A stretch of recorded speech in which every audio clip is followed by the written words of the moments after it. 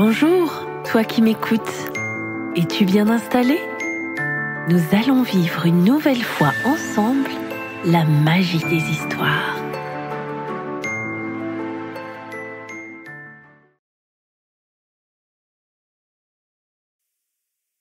Petit Noun et les signes secrets de Géraldine Elchner, Anya Klaus et publié par les éditions L'Élan Vert.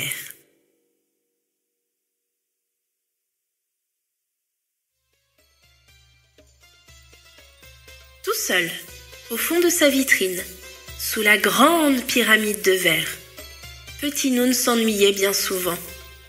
Les journées y étaient si longues pour un petit hippopotame habitué à voyager et à patauger dans les eaux tranquilles du Nil.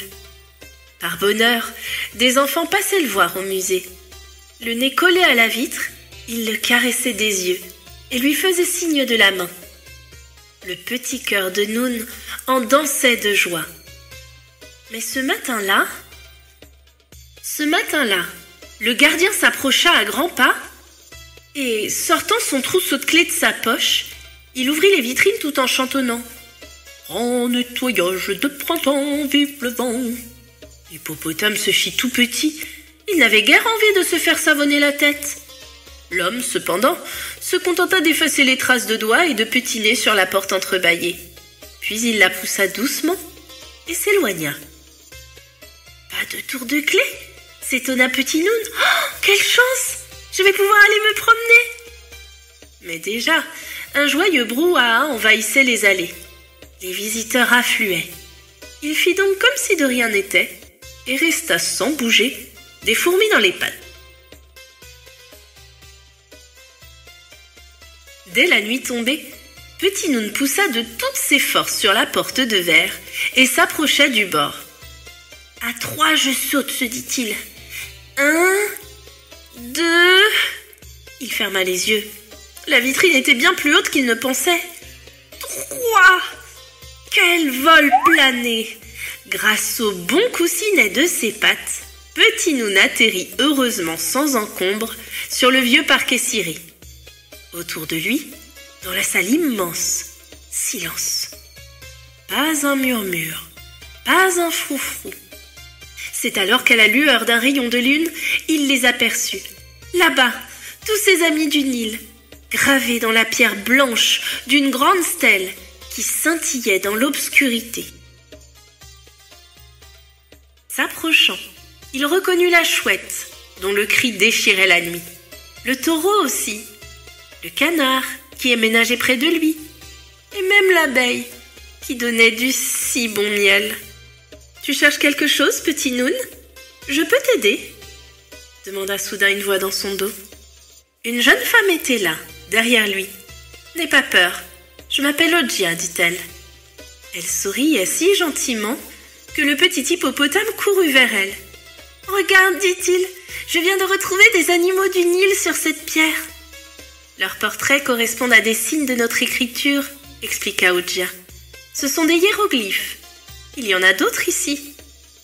Prudemment, elle déposa son vase à eau et le panier qu'elle tenait sur la tête, puis le mena vers plusieurs stèles, où, en effet, Petit Noun repéra le lièvre, qui bondissait sur les berges du fleuve, le héron, qui pêchait les poissons, et même une vipère à cornes, avec qui il jouait à cache-cache.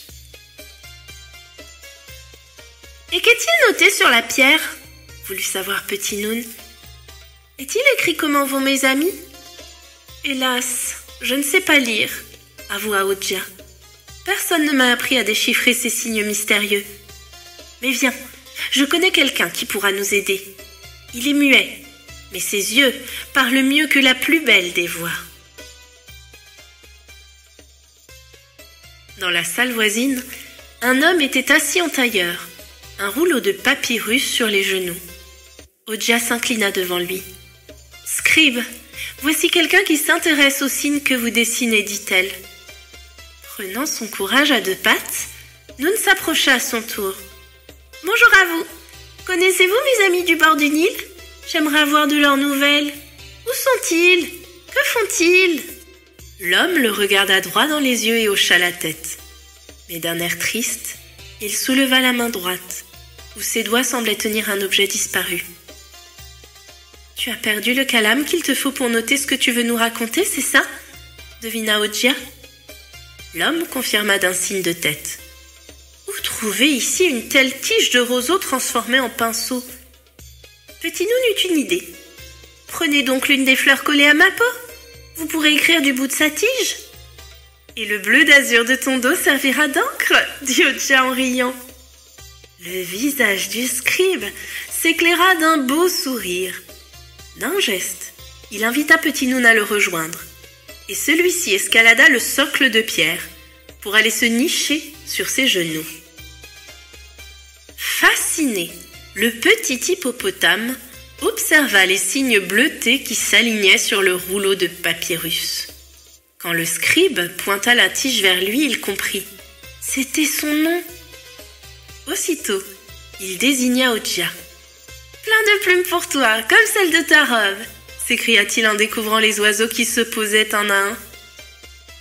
Mais tandis qu'il essayait de déchiffrer la suite, la tige lui chatouillait si agréablement le dos que peu à peu, ses paupières se firent lourdes. Quelle ne fut pas la surprise du gardien lorsque le lendemain matin, il retrouva le bel hippopotame, endormi sur les genoux du scribe. « Allons bon, qu'est-ce que tu fais là ?» murmura l'homme. « Au bercail, vite! Les visiteurs ne vont plus tarder. » Délicatement, il prit Petit Noun dans ses bras et, sans le réveiller, le déposa dans sa vitrine. Un clin d'œil complice, et il poussa la petite porte de verre, puis s'éloigna, ni vu ni connu. Depuis, chaque jour, Petit Noun passe le plus clair de son temps à sourire aux enfants qui viennent lui rendre visite. Mais chaque soir, à l'heure où meurt le soleil pour renaître chaque matin, Petit Noun se met en chemin. Le scribe lui donne des nouvelles de son pays, Ojia le guide pas à pas, et puis, allez savoir, la nuit lui appartient. Mais chut, c'est un secret.